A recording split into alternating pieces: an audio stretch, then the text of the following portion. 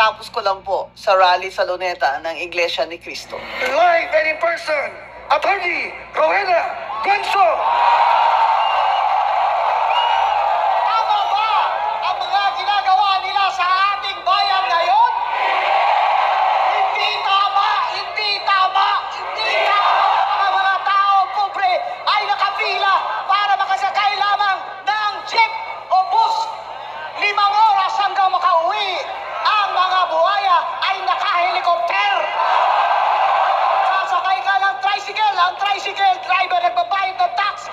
Bibili ka ng grocery, may tax. Bibili ka ng gamot, may tax. Bat sila ng bat. Mga isa dyan, tawagan nyo na talagang Batman.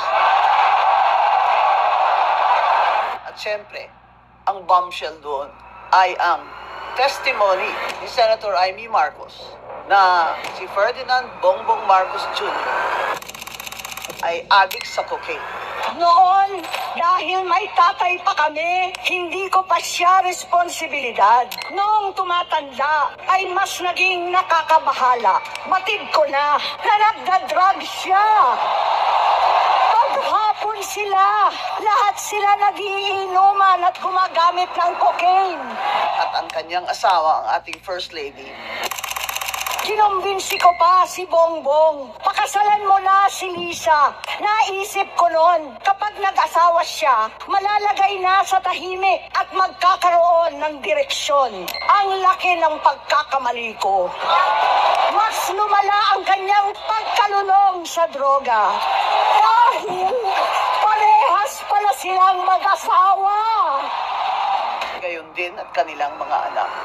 Nalaman kong pati ang mga anak niya ay nagdodroga na.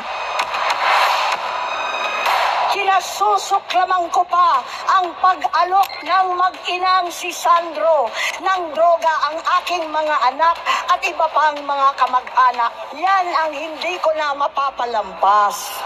Whether you believe Senator Amy Marcos or not, I know her personally. She was my seatmate for 1 year in 2 subjects. And she's always been a jolly person, always helpful, even when they were in power in Malacanang.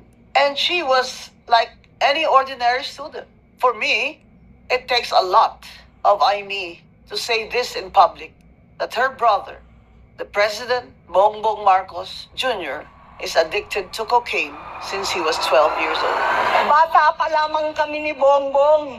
Alam na ng buong pamilya ang problema sa kanya.